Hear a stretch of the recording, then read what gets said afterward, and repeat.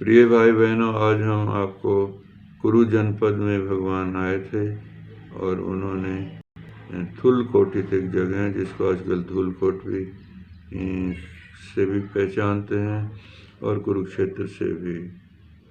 भगवान का वहाँ प्रवचन हुआ। वहाँ के बड़े बड़े ब्राह्मण प्रवचन सुनने आए। उनमें एक ब्राह्मण अपने बेटे के साथ, रथपाल के साथ सुनने आया। जब भगवान का प्रवचन समाप्त हो गया, सब लोग उठ के चले गए, लेकिन रथपाल ने प्रवचन सुन के कहा कि ये जो ज्ञान ऊंचा है, इसको मैं गृहस्थ में रह के नहीं पूरा कर सकता, मुझे भिक्षु बनना चाहिए। तो वह अपने पिता के साथ भगवान से मिले कि वो दीक्षित करें, लेकिन भगवान ने उन्हें दीक्षित नहीं किया कि आपने माता पिता से इजाज़त पहले लेके आए। वह अपने घर गया और माता से इजाज़त लेने लगा। तो माता ने कहा कि नहीं, तुम्हें ये इतना कष्ट होता है भिक्षु जीवन में, तुम उसे सहन नहीं कर सकोगे। तुम्हें हमने बहुत प्यार से पाला है, तुम घर में ही रहो। लेकिन रथपाल अपनी जिद पे अड़ा हुआ था। वह अपने घर के चौक में लेट गया। ये प्रतिज्ञा कर ली उसने कि जब तक मुझे इजाज़त नहीं मिलेगी, मैं यहीं पर लेटा रहूँगा, चाहे मेरे प्राण चले जाएं।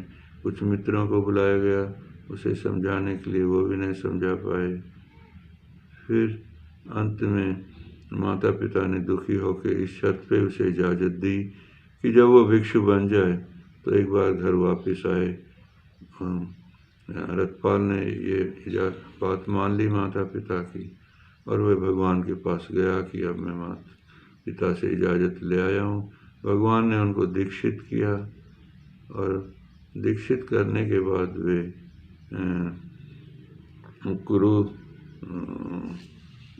वे ध्यान साधना में रत हो गए, और रत होकर उन्हें जल्दी ही वह उच्च ज्ञान प्राप्त हो गया जिसकी वो कामना कर रहे थे।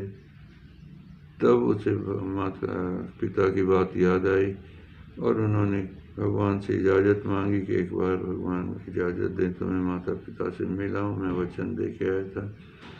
वह अपने घर के सामने खड़ा है, उनके घर की नौकरानी बाहर बासी भोजन लेके आती है। तो रथपाल अपना भिक्षा पात्र आगे कर देता है कि मेरे भिक्षा पात्र में ये भोजन डालिए। वह उस भोजन को खाने लगता है। घर की नौकरानी उसे पहचान लेती है कि ये तो हमारे मालिकों का पुत्र है। रथपाल तो अंदर भागी हुई जाती है, उन्हें सूचना देती है कि शायद आपका पुत्र है, बाहर भोजन कर रहा है। जब वे बाहर आते हैं, देखते हैं कि वे बासी भोजन कर रहा है, तो वे उनसे कहती है कि आप भोजन अंदर चलिए, हम ताज़ा भोजन बनाएंगे आपके लिए। लेकिन रथपाल कहता है कि नहीं, आज का तो भोजन मैं कर चुका हूँ। तो वो कल के भोजन के लिए निवेदन करती है। रथपाल स्वीकार कर लेता है और दूसरे दिन पूरी घर में तैयारी की जाती है।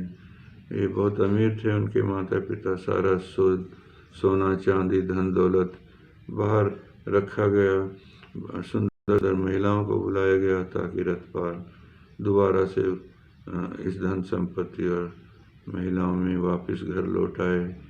लेकिन रथपाल ने उन महिलाओं को भी बहन कहकर पुकारा तो वो रोने लगी कि हाय हमें, वो तो देवियाँ मूर्छित हो गई।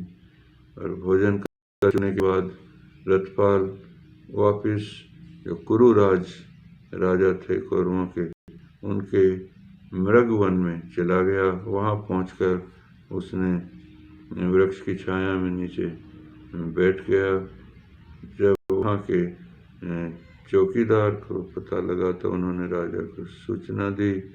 राजा की इच्छा हुई कि वह उनसे मिले और उद्यान को ठीक से संवारने के लिए कह दिया गया।